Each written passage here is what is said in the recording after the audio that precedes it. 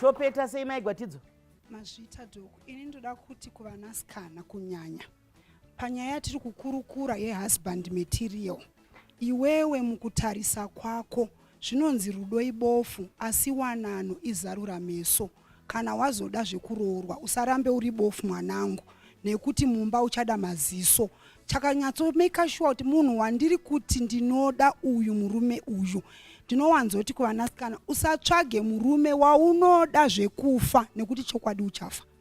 Tsvaga murume anokuda uye anokugamuchira uri zvauri, asingazoyemuri kuti uve mumwe munhu asiri iwewe.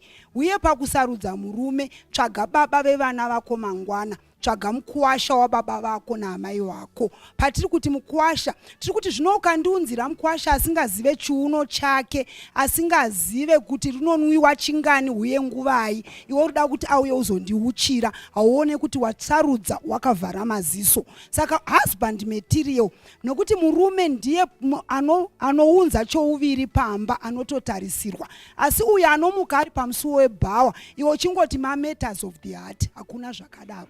Mashoko makukuta ari kutaurwa. Hanzi murume wako ngaazive saizi yebhurugwa. Vari kupfeka madhiropi aya anenge akaiswa mweya aya, handitika?